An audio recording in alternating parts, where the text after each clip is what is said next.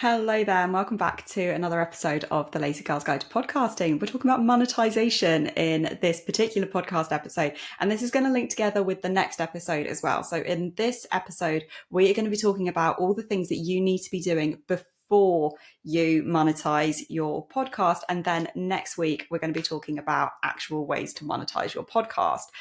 For those of you who have been here before, welcome back. It is great to have you as ever. And for those of you who are new to the podcast or new to this YouTube channel, then hello, my name's Verity and I host the Lazy Girl's Guide to Podcasting, where we talk all things podcasting. Doesn't get much simpler than that, really. So without further ado, let's jump in straight away with monetizing your podcast. And most importantly, what you need to do before you monetize your podcast, because I think so often people just want to jump straight in, which is fine. You know, we're lazy girls. We like to just get on with things. But at the same time, I do think that there's sometimes things that you can do and put in place before you go into monetization to successfully monetize your podcast, because there's a difference between monetizing and successfully monetizing. Anyone can say that they're monetized in terms of they can get different deals, but actually successfully monetizing your podcast is a very different ballgame in my opinion. So the first question I actually want to tackle is, can you even monetize a podcast in the first place? And my answer is yes, you can. It's not the same as monetizing a YouTube channel. There is no creator fund, for example, that once you get a certain amount of subscribers to your podcast or a certain amount of listens or downloads that you can automatically start monetizing your podcast. But yes, you can absolutely monetize your podcast. And the next question that I get asked is, how many listeners do you need in order to monetize your podcast? And my answer is normally it's less than you think. But at the same time, I can't give you a specific answer to that, because there isn't a specific number that you need in order to start monetizing your podcast. You will find that for certain brands and for certain sponsorships, the particular companies will work in per 1,000 downloads or per 1,000 listens, depending on their terminology. But I say tend to, not all. So not all sponsors, not all companies will actually care how many downloads you get, even if you're a small podcast with a small audience, because what they're more concerned about is whether or not you've got an engaged audience. However, a number of companies will want to know how many downloads you get per episode or per month to the nearest 1,000, because they pay per 1,000 downloads for their adverts and for their sponsorship opportunities. So that's something worth bearing in mind, that if you are asked what is your download numbers, or what are your download numbers per episode or per month to the nearest 1,000, that is quite an industry standard question. However, as I said, don't be put off by that, thinking I'm not getting thousands of downloads per episode, I'm not even getting 1,000 downloads a month, for example. Be thinking to yourself, well, actually, what can I offer? So you might not be getting those numbers, but what you can put across is if you've got a really engaged and specific audience and how that can relate to the brand that you are pitching to. So how much money can you make by monetizing your podcast? Again, this question, or the answer to this question, is essentially like the previous one. I can't give you a specific amount, because different podcasts will monetize differently, and different avenues of monetization will bring in different types of revenue for your podcast. And the different factors that are really going to impact on the amount of money that you can make through your podcast are going to be your audience, your monetization options, the strategy you have in place for monetizing, your social media strategy, the effort that you put in, the time dedication, and, you know, the alignments to the moons and the planets. And if the sea came in a certain way, no, I'm joking now, but you get the point. There are so many factors that come into play when it comes to monetizing your podcast. And because of that, I can't give you an actual figure as to how much money you can make through podcasting. So on that note, before you think about monetizing your podcast, there are 3 things that you need to get in place. The first one is know your target audience. First and foremost, you really need that understanding of your audience in place to know that the monetization options that you're putting in place for your podcast are actually going to speak to the audience that you've got and the audience that you are appealing to. For example, you might get this amazing brand sponsorship in, but if the product that you are putting out there and you are advertising through that sponsorship is of absolutely no interest to your audience, then that sponsorship isn't going to make you money because it's not what your audience wants to hear about.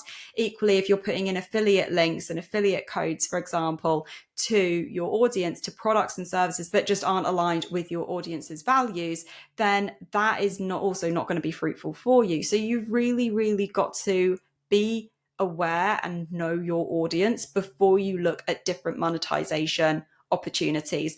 And it could be even that you play around with different monetization opportunities and see what lands with your audience. For example, you might insert some pre-read ads, either as mid-roll, pre-roll, post-roll within your podcast episodes, and then you see how successful they are. You might try sponsorships, you might try brand deals. There's a whole variety of things that you can do, but you might want to try a few different things before you realize or come to realize what monetization option is best for you and your audience. The second point that I'm going to make is probably the most overstated yet least taken up piece of advice on the internet, which is about having quality content, because it really matters. Audience are not coming to your podcast because of the monetization option you've got in place. They're coming to your podcast for the quality content that you can give them, whether or not that's education, if it's a how-to, if it's entertainment, if it's some facts. There's always going to be some kind of need that a podcast is fulfilling. And yes, podcasts do always fulfill a need, even if it's entertainment and something light-hearted and humorous to listen to. That is still a need that is being fulfilled. It's not always that we're learning through podcasts or the how-to podcasts, for example. But having quality content is what is going to make your audience recommend your podcast to other audiences, and in turn going to bring in new audience members as well. Remember that your online presence may look very different to another podcaster's online presence, and that is absolutely fine. What's important is that you do have an online presence and that it is relevant to your podcast. So this might be held in a variety of ways. It could be that you have a website. It could be that you're very active on Instagram, on TikTok, on LinkedIn. It could be that you're on a whole range of social media platforms. It could be that you're on only one or two social media platforms, and that is absolutely fine. It could be that you are growing an amazing email subscription list. It could be that you're really active on online forums such as Quora or Reddit. It could be that you're active on podcasting apps such as Good Pods. It doesn't really matter as long as your online presence aligns with you, your podcast, your podcasting strategy, your promotional strategy, also obviously your monetization strategy, because you're going to need some kind of online presence in order to push your podcast, to get people to listen to it, and then for those monetization options to be successful. So I'd really urge you to just consider your online presence. This is something that I've done a lot recently, and whilst you might see the Lazy Girls Guide to Podcasting being advertised on several different social media platforms, I actually only focus, really speaking, on 2 social media platforms, and the rest is just copy pasted and then put through a content scheduler thing, because I feel like that works for me. But I mean, at the moment, the ones that I'm going all in on is Twitter, because I enjoy the platform, regardless of what people may or may not think of it. But I enjoy the platform, and I love the podcasting community there. I am a firm believer that it is better to be on 1 or 2 social media platforms, go really all in on those and really enjoy being on those platforms, versus being everywhere and the content's just a bit mediocre and you're not enjoying it, because that's not going to bring people into listening to your podcast. It's not going to build your audience either. So those are my 3 tips for things that you need to do before you implement a monetization strategy for your podcast. Make sure that you tune in next week, because in our next episode, I am going to be giving you 10 ways to monetize your podcast for free. So you can implement any of the 10 podcast monetization strategies without spending a single penny. So you are going to want to tune in to that episode on either podcast or YouTube. So make sure you are subscribed wherever you listen to your podcasts, or if you're watching on YouTube, make sure that you are subscribed to the channel and hit the little bell notification thing so that you are informed as soon as the episode goes live on YouTube, and also as the audio podcast. Otherwise, I will see you next episode. Thank you so much for spending time with me, and have a great morning, afternoon, evening, wherever you are in the world. Take care.